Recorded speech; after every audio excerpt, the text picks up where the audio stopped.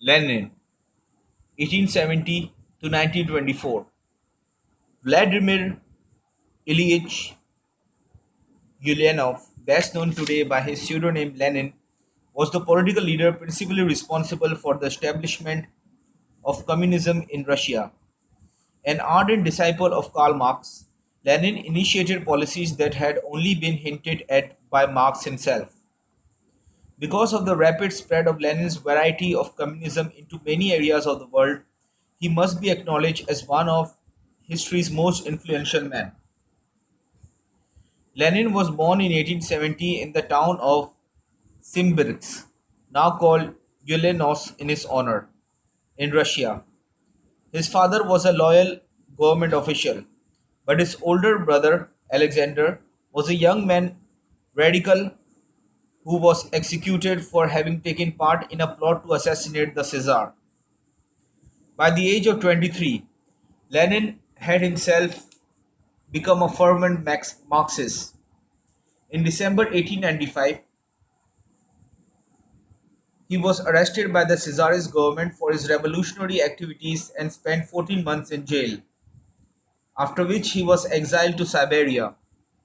In the course of his 3 years in Siberia, which do not appear to have been particularly unpleasant for him, he married a fellow revolutionary and produced the book The Development of Capitalism in Russia. His term in Siberia ended in February 1900, and a few months later Lenin traveled to Western Europe. He spent the next 17 years there, working as a professional revolutionary. When the Russian Social Democratic Workers' Party, to which he belonged, split into two factions, Lenin became the leader of the larger faction, the Bolsheviks. World War I presented Lenin with his great opportunity. The war was a military and economic disaster for Russia, and it greatly increased dissatisfaction with the entire Czarist system. The Czarist government was overthrown in March 1917, and for a while it seemed that Russia might be governed by a democratic regime. Upon learning of the Czar's downfall, Lenin immediately returned to Russia. When he got there, he was perceptive enough to see that the democratic parties, though they had already established a provisional government, had no great power, and that there was an excellent opportunity for the well disciplined Communist Party to seize control, despite its small numbers.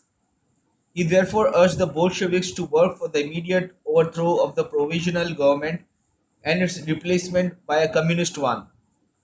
An attempted uprising in July was unsuccessful, and Lenin had to go into hiding.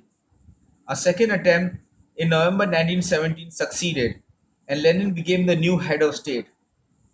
As a government leader, Lenin was ruthless but highly pragmatic. At first, he pushed for an uncompromising and rapid transition to a completely socialistic economy. When this did not work out, he was flexible enough to reverse himself and to institute a mixed capitalist socialist economy, which continued in the Soviet Union for several years. In May 1922, Lenin had a serious stroke, and between then and his death in 1924, he was almost completely incapacitated. Following his death, his body was carefully embalmed and preserved, and put on display in a mausoleum in Red Square in Moscow. Lenin is primarily important as the man of action who led the Bolsheviks to power in Russia, and by so doing established the first communist government anywhere in the world. He was the man who first took the theories of Karl Marx and translated them into actual political practice. The establishment of that first foothold was one of the turning points of modern history. From 1917 to 1979, there was a continual expansion of communist power throughout the world, and for a while, approximately one third of the Earth's population lived under communist rule.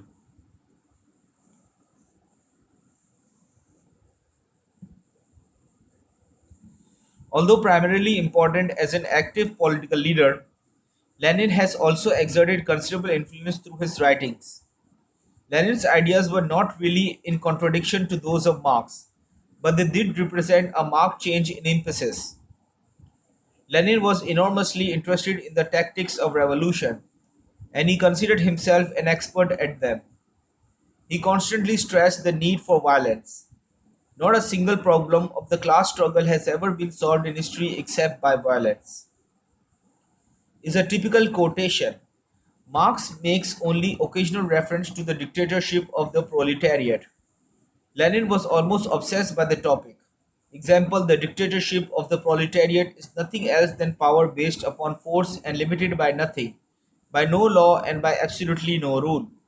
How important are Lenin's purely political ideas? In the first edition of this book, I wrote, the most distinctive feature of the Soviet government has not been its economic policies, but rather its technique for retaining political power indefinitely. Since Lenin's day, not a single communist government anywhere in the world, after once being firmly established, has been overthrown. By firmly controlling all institutions of power within the country, the press, the banks, the churches, the labor unions, etc., communist governments seem to have eliminated the possibility of internal overthrow. There may be a weak point in their armor, but if so, no one has yet found it.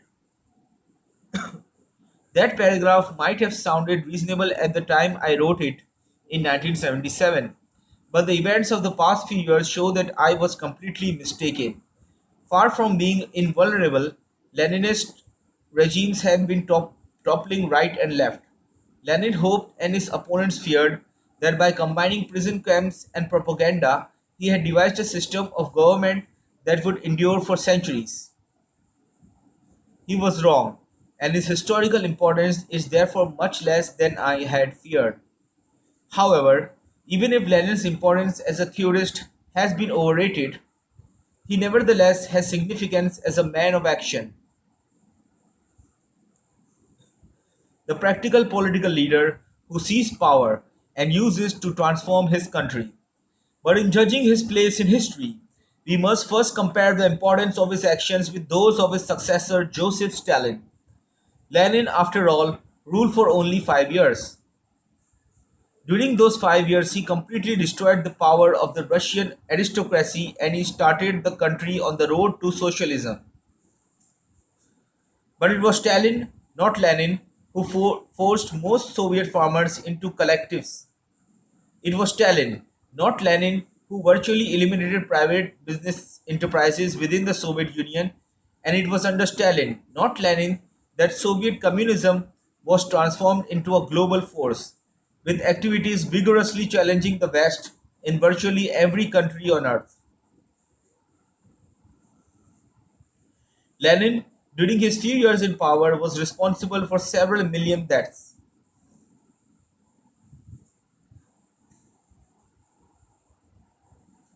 And he did establish a set of prison camps as a means of crushing political opposition to the communist program. However, it was under Stalin that that set of prison camps, the so-called Gulag Archipelago, reached their full extent. And it was under Stalin that the great majority of the government purges and killings occurred.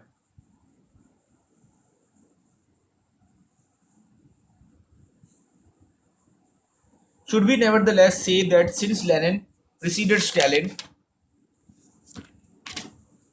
and prepared the way for him, Lenin should be considered the more important of the two? A case which is perhaps closely corresponding is that involving King Philip II of Macedon and his son Alexander the Great. Philip was a brilliant leader whose military and organizational skill certainly prepared the way for Alexander and gave him his opportunity. However,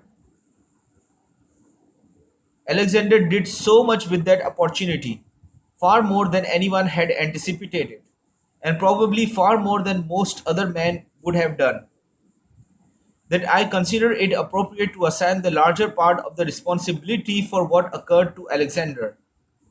By similar reasoning, I conclude that Stalin was a more influential figure than Lenin. But even if Lenin is not as important as Stalin, he is still a major figure. Not only did he pave the way for Stalin in the USSR, but in addition, his writings, his policies, and his example all had a profound influence on communist movements in many other countries. It is sometimes claimed that the extraordinary loss of life that occurred in the Soviet Union was not due to the Leninist system itself, but was a result only of the extreme cruelty and ruthlessness of Stalin.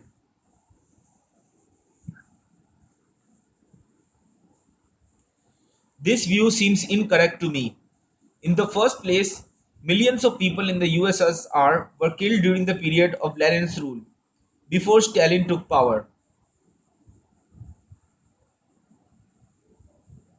Furthermore, there have been leaders in various other communist states who have engaged in the utmost brutality and destructiveness. A prominent example is Pol Pot, who ruled Cambodia from 1975 to 79. In that relatively brief period, roughly 2 million Cambodians died. An even greater proportion of the population then were killed by Stalin during the 25 years he headed the Soviet Union.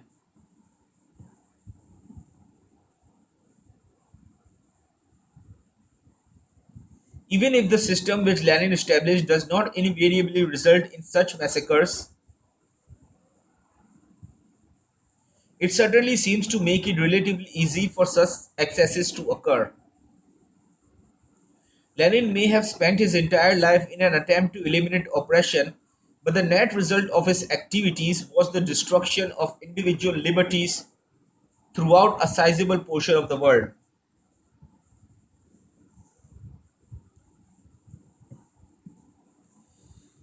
Since it now appears that the Marxist Leninist movement will not endure for many centuries, as I had feared when I wrote the first edition of this book, it no longer seems appropriate to include Lenin among the top 20% in this book. However, it still seems reasonable to rank him in the top 100. His transforming influence on Russia is sufficient to make him comparable in importance to Peter the Great. And if one also takes into account his impact on other countries, it seems clear that Lenin should be ranked even higher than Peter, although well below Stalin.